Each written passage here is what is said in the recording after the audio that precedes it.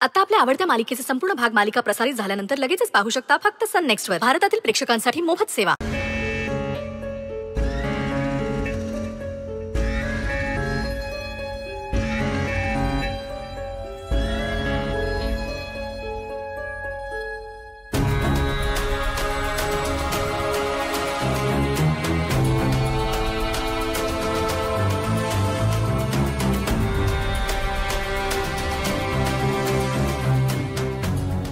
कशी माफी मागू मला कळत नाहीये. माझ्यामुळे आज पहिल्यांदा तुला घरच्यांचं बोलणं खावं लागलं. माझ्यामुळे आज तूही खोटा ठरलास. श्रेयस, मला माहितीये मी तुझी खूप मोठी गुन्हेगार आहे. मी आपल्या नात्याचं पावित्र्य राखलं नाही असं वाटतंय ना तुला, पण तसं अजिबात नाहीये.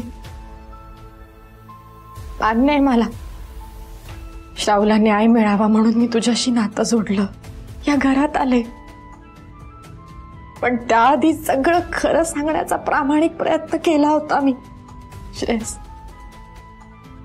खूप प्रामाणिकपणे सांगते, तू मला तुझ्या प्रेमाने जिंकून घेतलंयस. पण तुझं माझ्यावर जेवढं प्रेम आहे ना, त्यापेक्षा कित्येक पटींनी जास्त माझं तुझ्यावर आहे.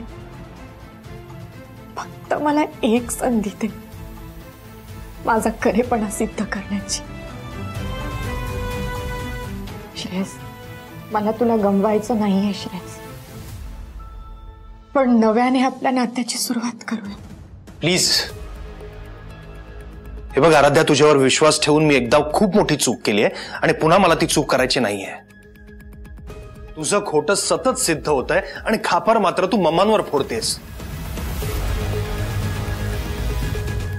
हरकत नाही, मी तुझ्या प्रेमाचा जेवढा आदर करते तेवढाच तुझ्या संतापाचाही मान राखते. कारण मला माहिती आहे तुझा संताप सुद्धा या प्रेमातूनच आलाय. तुला माझं तोंड बघायचं नाहीये ना?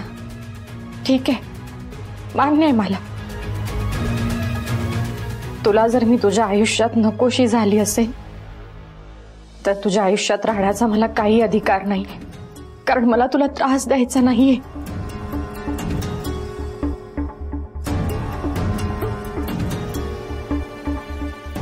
बिचारी श्रावणी, आणि तू तिची मोठी बहीण, तू योग्य तोच निर्णय घेतला असशील असं मला वाटलं आणि म्हणून मी होकार दिला आणि हे ऑपरेशन केलं.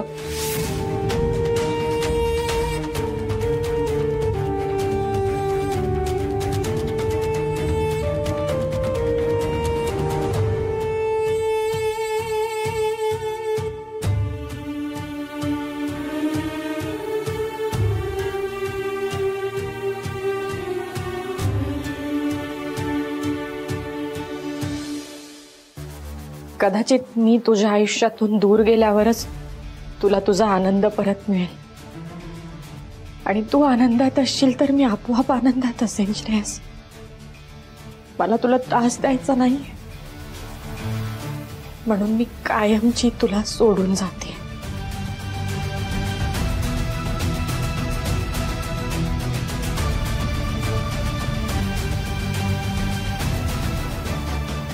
आराध्या,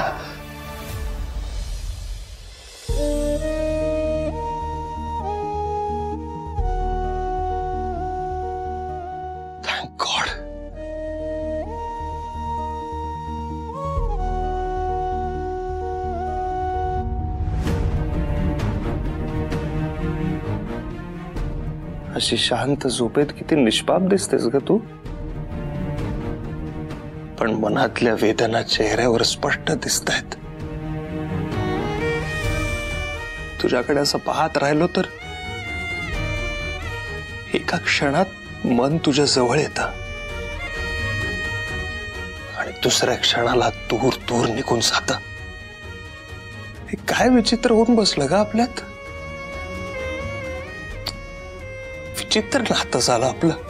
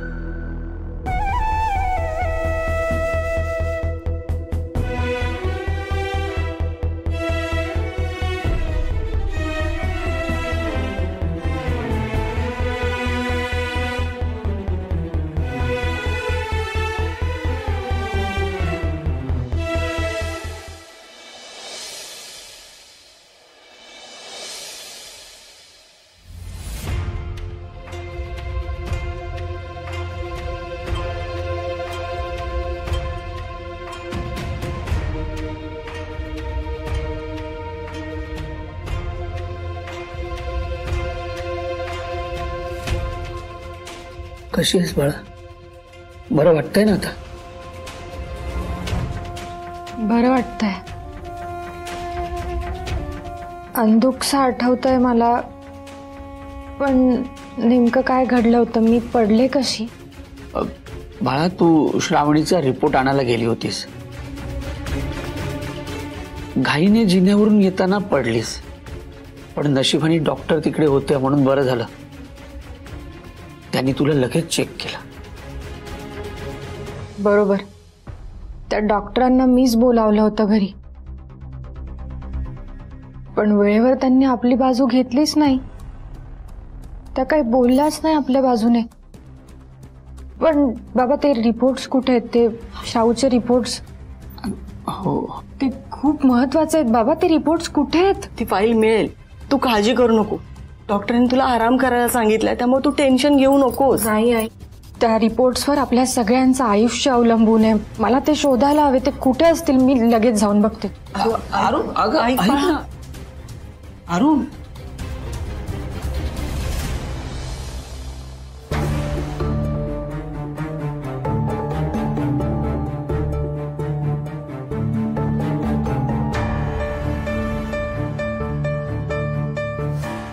आई सो अपसेट. तिला हे कळल्यापासून की हे सगळं फेक होतं. आराध्या गरोदर नाहीये. इतका त्रास होतोय ना तिला. काही खाल्लंही नाहीये तिने.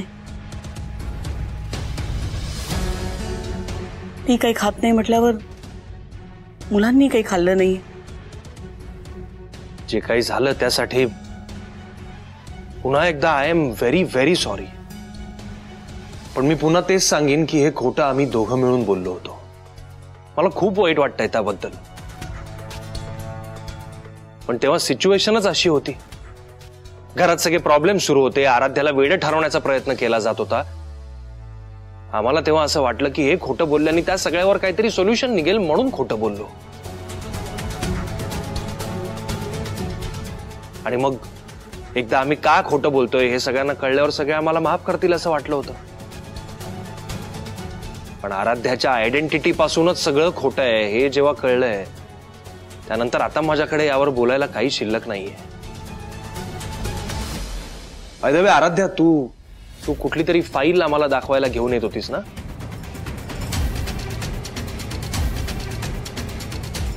ही फाईल आम्ही बघितली सगळ्यांनी. मला कळत नाही आराध्या, तुला स्वतःच्याच पायावर कुऱ्हाड मारून घ्यायला का आवडतं का?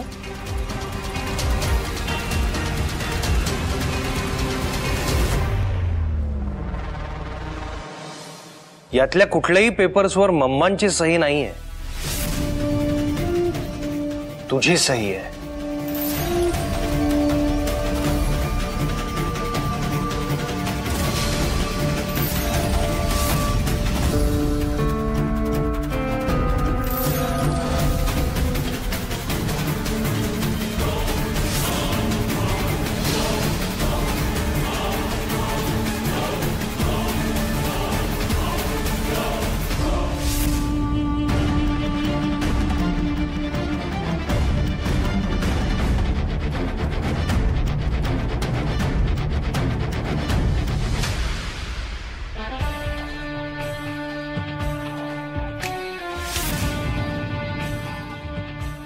Madam, file.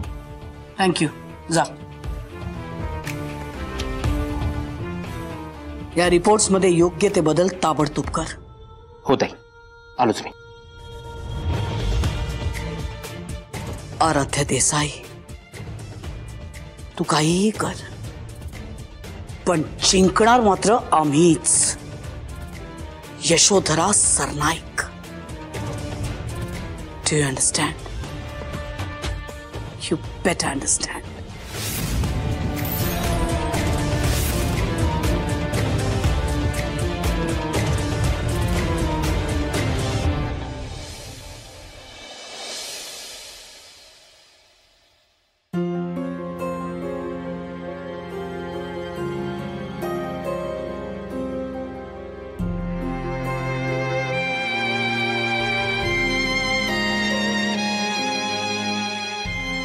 आजी,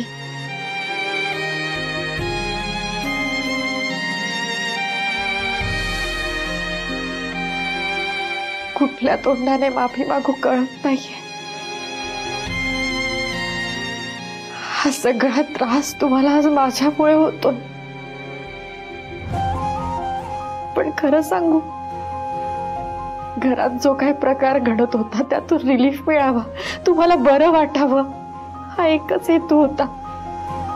निदान ती बातमी ऐकून तरी तुम्हाला आनंद मिळेल असं वाटलं होतं, म्हणून खोटं बोललो आजी आम्ही. खरंच. म्हणून असं खोटं या बाबतीत हा खेळ आहे का ग? हो, चुकलं आजी आमचं, खरंच चुकलं. मान्य करते मी माझी चूक. तुम्हाला त्रास होणार नाही याचा विचार केला नव्हता असं नाहीये. आम्ही सगळ्या गोष्टींचा विचार केला होता. पण आजी, आमचा हेतू चुकीचा नव्हता. पण सिच्युएशन कशी फिरते बघा ना आजी. मला समजून घ्या प्लीज. प्लीज मला समजून घ्या. माझ्यावर अशा रुसून बसू नका. बोला माझ्याशी आजी प्लीज. काय समजून घेऊ ग? हा, काय समजून घेऊ? तू एक वेळ प्रेग्नंट असतीस आणि काही प्रॉब्लेममुळे तुझं बाळ गेलं असतं तर समजून घेऊ शकले असते मी. तुम्हाला दोषही दिला नसता. पण असं खोटं, इतक्या पवित्र गोष्टीचा खेळ केलात ग तुम्ही. 2 जीवांचं मिलन होतं ना, तेव्हा नवा जीव जन्माला येत असतो. त्याचा सन्मान करायचा असतो ग. तुम्ही तर क्रूर थट्टा केलीत. त्या गोष्टीची सुद्धा आणि आमची सुद्धा मी नाही सहन करू शकत. बाकी तू श्रावणीच्या बाबतीत जे काही सांगितलंस, ऍक्सिडेंट बद्दल सांगितलंस, ते खरं असेलही. पण या बाबतीत मात्र तू चुकलीस. फार मोठी चूक केली आहेस तू, आणि चुकीला माफी नाही. माझ्या मनाशी खेळलीस ग तू. खेळलीस तू माझ्या मनाशी. आजी, मला वाटतंय तुमच्या सगळ्यांच्या आयुष्यात दुःखाचं कारण फक्त मी जर या घरात राहिले तर तुम्ही कोणीच आनंदाने आणि सुखाने जगू शकणार नाही. म्हणून आता मीच निघून जाते.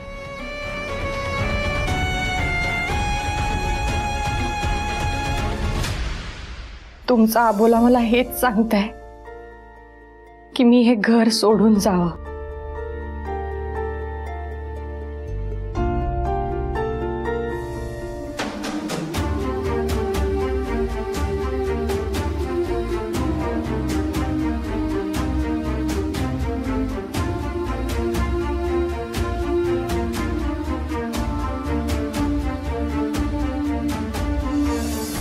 हा, बोला बोला ना, काय झालंय ते तर सांगा.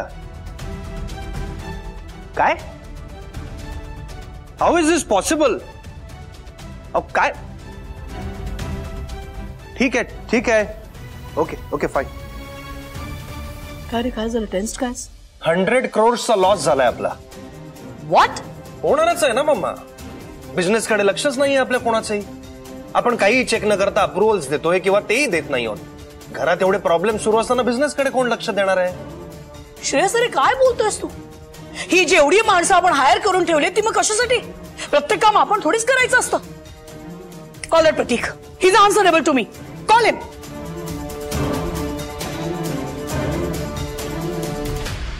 मिस्टर प्रतीक, आम्ही बोलतोय, यशोधरा सरनाईक. काय ऐकतोय आम्ही? 100 कोटींचं नुकसान झालंय. वा, हे तुम्ही असताना होतं कसं? आणि तुम्हाला लाज नाही वाटत फोन करून आम्हाला सांगायला? पगार घेताय ना, पैसे मोजतोय मग. What is your team doing? What are you doing? नाही, आर्ग्यू करू नका आणि डिफेंड अजिबात करू नका. तुम्ही काय फक्त पगार घ्यायला आहात तिथे? हा, काम कोण करणार? Mister Prateek, this is a final warning to you. पुन्हा असं नुकसान झालं तर याद राखा, इथे नुकसान आणि तिथे तुम्ही आणि तुमची team finish. I'll just throw you guys out. Do you understand? You better understand. Useless people. ममांना असं बघून श्रावणी का घाबरते?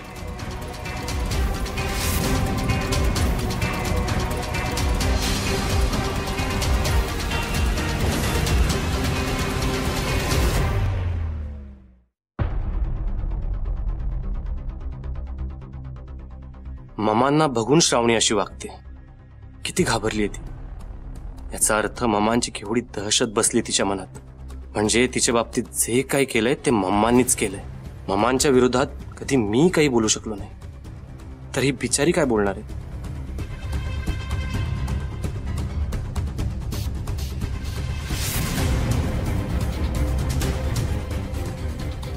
श्राव, काय झालं? ठीक आहे, आपल्याला कुठेच जायचं नाही. ठीक आहे, ओके? चल वर चल. श्राव, घाबरू नको. चल वर चल.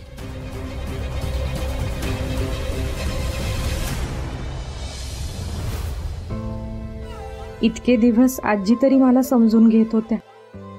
त्यांच्या मायेचा आधार होता. आता त्या पण रागवल्या. आता कुणाचाच सपोर्ट नाही.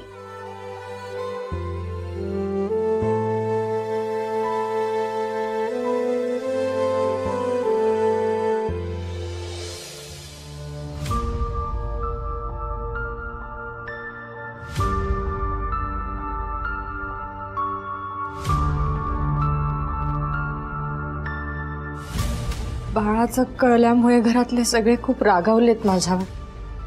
तू पण रागावला असशील ना? नाही वहिनी, रागावलो असतो तर इथे आलोच नसतो ना.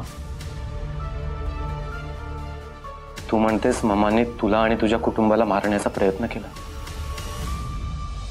तुझा खरेपणा सिद्ध करण्यासाठी फक्त 1च महिना दिलाय. वहिनी, तुझ्याकडे काही पुरावे आहेत का तुझा खरेपणा सिद्ध करण्यासाठी? प्लीज मला सांग. अक्षय, वहिनी, मला सत्य जाणून घ्यायचंय. आतापर्यंत मी ममांवर विश्वास ठेवला, पण ममांना बघून श्रावणीची बॉडी लँग्वेज चेंज होते. ती घाबरायला लागली. ममा जे आम्हाला दाखवतात, जे सांगतात, अगदी त्या उलटच वागतायत. मला या सगळ्या गोष्टींचा सोक्षमोक्ष लावायलाच हवा वहिनी. थँक्यू अक्षय. निदान तू तरी माझ्यावर विश्वास ठेवलास. पण आता काहीच पुरावा नाही अक्षय. त्या डॉक्टरांना बोलवलं होतं त्याही खरं बोलल्या नाहीत. सासूबाईंच्या कॉल रेकॉर्डिंग्स ज्यात त्या माझ्या कुटुंबाला संपवण्याबद्दल बोलत होत्या तेही कोणीतरी नष्ट केले. मी काय करू मला कळत नाहीये. त्यासाठी तुम्हाला पुरावे लागतील आणि ते पुरावे मिळवण्यासाठी मी मदत करेन तुम्हाला.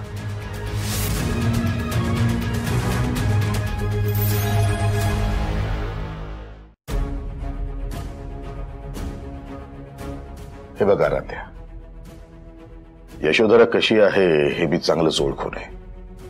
तू म्हणतेस त्याप्रमाणे तिने हे काम केलंय की नाही मला माहित नाही, पण हे काम केलं असेल ना तर फार भयानक आहे आणि त्याची शिक्षा तिला मिळायलाच हवी.